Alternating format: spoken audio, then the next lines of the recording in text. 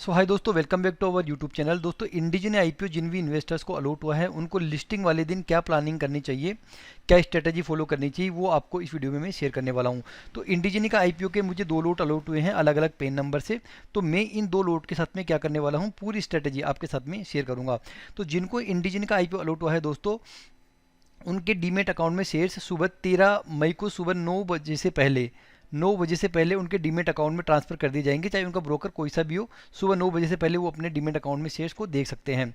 इसके लिए उनके पास में ऑलरेडी एसएमएस आ गया होगा इस तरह का। ये जो एसएमएस आया हुआ है वो कल फ्राइडे को 5:26 पे आ गया था सीडीएसएल की तरफ से कि आपका जो भी डीमेट अकाउंट है उसके अंदर शेयर्स को क्रेडिट किया जाएगा। यहाँ पर आईपीओ के थ्रू जो कि आपको 33 शेयर अलॉट हुए हैं इंडिजिन आईपीओ के, तो वो आपके जो भी डीमेट अकाउंट है उसके अंदर क्रेडिट किए जाएंगे। तो इस एसएमएस का मतलब ये नहीं कि तुरंत आ गए आपके डीमेट अकाउंट में, तो आपके डीमेट अकाउंट में शेयर्स को आने में टाइम लग सकता है। तो 13 मई मतलब मंडे को सुबह 9 बजे से पहले आपके डीमेट अकाउंट में शेयर्स क्रेडिट कर दिए जाएंगे। अब लिस्टिंग के टाइमिंग की बात करें तो लिस्टिंग का जो टाइम है दोस्तों, सुबह 9:15 से लेकर 9:45 के बीच में आप प्री ओपन मार्केट में बिड लगा सकते हैं। और 10 बजे सुबह 10 AM पर इसकी लिस्टिंग होने वाली है। तो 10 AM के बाद में आप अगर और क्वांटिटी बाय करना चाहते हो तो आप बाय कर सकते हो, सेल करना चाहते हो तो आप सेल कर सकते हो। बिल्कुल फ्री आपके लिए, बिल्कुल ओपन है ये कि आप कोई लिमिट नहीं है। जैसे आईपीओ में तो लिमिट है ना आपको, कि आपको अलॉटमेंट में 33 शेयर मिले हैं। 10 बजे बाद में आप कितने भी शेयर खरीदो, कितने भी आप बेचो, वो आपके ऊपर डिपेंड करता है। तो 10 AM पर इसकी लिस्टिंग है। अब हम यहाँ पे बात करने वाले हैं कि मैं यहाँ पे क्या स्ट्रेटेजी फॉलो करने वाला हूँ। तो मैंने कुछ स्ट्रेटेजी देखी दोस्तों, यहाँ पर कुछ स्ट्रेटेजी बना रखी है, वो आपके साथ में शेयर करूँगा। तो सबसे पहले यहाँ पर हम बात करें इंडिजिनी कंपनी की, क्योंकि यहाँ पे जो स्ट्रेटेजी मैंने बनाई है, मैंने स्ट्रेटेजी बनाई है लॉन्ग टर्म के हिसाब से बनाई है। लॉन्ग टर्म क्यों? क्योंकि इंडिजिनी कंपनी कैसी है ये हमारे लिए सबसे पहले जानना जरूरी है। तो जो ये आईपीओ है ना, इंडिजिनी का आईपीओ, ये क्या है, आपको लिस्टिंग के हिसाब से प्लस लॉन्ग टर्म के हिसाब से, लिस्टिंग और लॉन्ग टर्म दोनों पे आपको एक अच्छा प्रॉफिट बना के दे सकता है। लिस्टिंग पे भी आपको अच्छा डिसेंट प्रॉफिट देगा और लॉन्ग टर्म में भी आपको एक अच्छा प्रॉफिट बना के देगा। तो ये जो मैंने स्ट्रेटेजी बनाई है वो यहाँ पर मैंने लॉन्ग टर्म के हिसाब से बनाई है। साथ में लिस्टिंग, अगर आप लिस्टिंग पे भी निकलना चाहते हो तो आप लिस्टिंग गेन लेके भी निकल सकते हो। तो पूरी स्ट्रेटेजी आपके साथ में शेयर करूंगा। तो सबसे पहले हमारे लिए कंपनी को जानना जरूरी होता है, क्योंकि हम यहाँ पे जो पैसा लगा रहे हैं वो लॉन्ग टर्म के हिसाब से लगा रहे हैं। तो कंपनी कैसी है, क्या काम है, फाइनेंशियल कैसे, थोड़ा बहुत हमारे लिए जानना जरूरी है। तो देखिए, कंपनी का अगर हम बिजनेस देखें तो कंपनी अपने सेक्टर की मोनोपोली कंपनी है, यानी कि इसका कोई कंपटीटर नहीं है जिस तरह का कंपनी काम करती है। तो आप इसका देखिए, रिवेन्यू देखिए 2022 और 2023 का एक साल का आप रिवेन्यू देखेंगे तो रिवेन्यू में लगभग 40% का इंक्रीमेंट है रिवेन्यू के अंदर।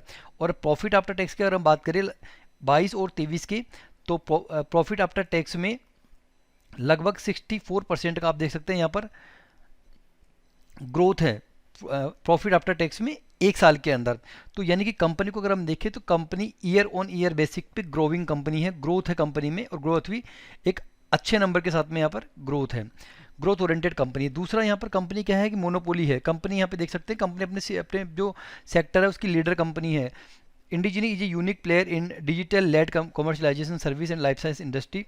It enjoys virtual monopoly and has posted steady growth in its top bottom lines. यानी कंपनी जो है इसका बिजनेस अलग है, सॉलिड बिजनेस है, कोई कंपटीटर नहीं है। तो इस तरह की कंपनी लॉन्ग टर्म के हिसाब से ठीक होती है, अच्छी होती है। ग्रे मार्केट प्रीमियम की बात करें इसके, तो जो ग्रे मार्केट प्रीमियम लेटेस्ट जो ट्रेंड कर रहा है वो ग्रे मार्केट प्रीमियम भी यहाँ पर आपको देख सकते हैं पॉजिटिवली यहाँ पर बढ़ता हुआ आपको दिखाई देगा। 290 रुपीज़ का ग्रे मार्केट प्रीमियम है, जिसके अकॉर्डिंग यहाँ पर 64% का आपको लिस्टिंग गेन यहाँ पर देखने को मिल सकता है। अब यहाँ पर हम बात करने वाले हैं कि इसकी क्या स्ट्रेटेजी फॉलो करनी चाहिए आपको, वो मैं आपके साथ में शेयर कर देता हूँ। अब ये देखिए, यहाँ पर मुझे देखिए ये मेरी स्ट्रेटेजी है जो मैं यहाँ पे फॉलो करूँगा। एक लोट, मुझे 2 लोट मिले हैं। एक लोट मिला है जिसमें मुझे 33 शेयर मिले हैं। अभी आईपीओ की प्राइस है 452 रुपये की, ग्रे मार्केट है 290 रुपीज़ का। ये जो आगे के नंबर हैं वो यहाँ पर कम ज़्यादा हो सकते हैं, क्योंकि ग्रे मार्केट है, ग्रे मार्केट के पे भी हो सकता है, इस पर लिस्टिंग हो या ऊपर भी हो सकती है, नीचे भी हो सकती है, तो ये नंबर चेंज हो सकते हैं।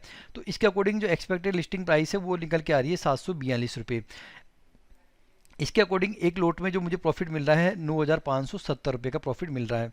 लेकिन मैं इस जो एक लोट है ये बिल्कुल मेरा अनटच रहने वाला है। मैं इसको कम से कम 1 साल या 2 साल के लिए तो यहाँ पर होल्ड करूँगा। कम से कम 2 साल या 1 साल, 1 से 2 साल का जो टाइम होगा उसके लिए मैं इस एक लोट को होल्ड करूँगा। तो मैं इसको टच नहीं करने वाला, यानी कि ये जो डीमेट अकाउंट में ये पड़े हुए हैं तो मैं इसको देखने वाला भी नहीं हूँ, है ना। 1 साल बाद में देखूंगा कि क्या चल रहा है उसके अंदर। उसके बाद में जो दूसरा लोट है उसके साथ में क्या क्या करना चाहिए, क्या करने वाला हूँ। तो देखिए सेम वही 33 शेयर्स के अंदर अलॉट हुए हैं और यहाँ पर आपको 9,570 रुपये का प्रॉफिट देखने को मिल सकता है।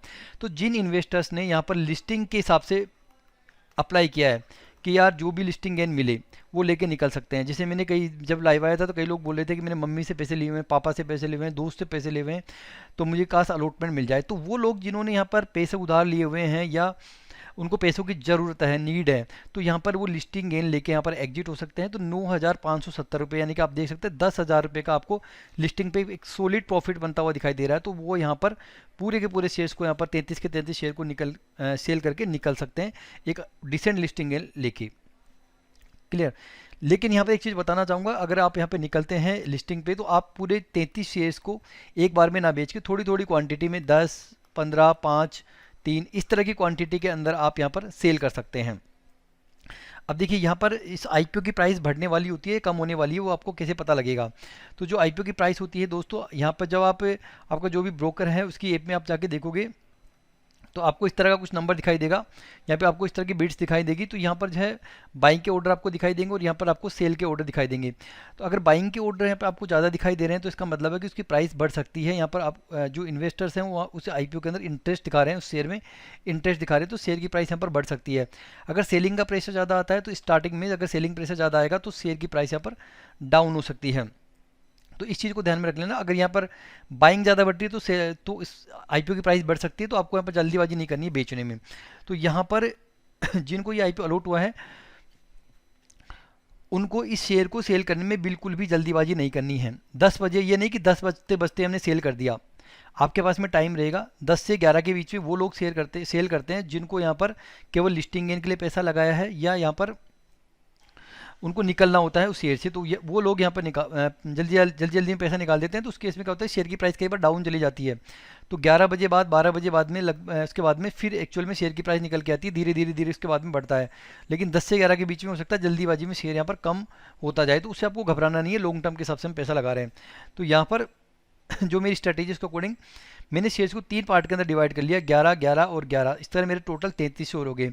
मैं हमेशा टारगेट बेस पे काम करता हूं, तो जो यहाँ पर जो टारगेट निकल के आ रहा है वो 742 का यहाँ पर ये निकल के आ रहा है। तो मैंने यहाँ पर टारगेट सेट किया कि अगर इसकी प्राइस 800 से 850 के बीच में चली जाती है तो 850 की प्राइस पे मैं यहाँ पर 11 शेयर्स को सेल कर दूंगा, जिससे मुझे यहाँ पर 9,350 रुपये मिल जाएंगे। उसके बाद में ये केवल वन डे की स्ट्रेटेजी नहीं है, वन डे का नहीं है, यहाँ पे हो सकता है इस शेयर्स को सेल करने में मुझे 5 दिन लगे या 15 दिन लगे या 1 महीना लगे, कोई दिक्कत वाली बात नहीं है। जल्दीबाजी मुझे यहाँ पर शेयर्स को सेल नहीं करना। अगर वन डे में भी होता है ये सब कुछ, अगर मुझे वन डे में मिल जाता है तो मैं वन डे में भी कर दूंगा।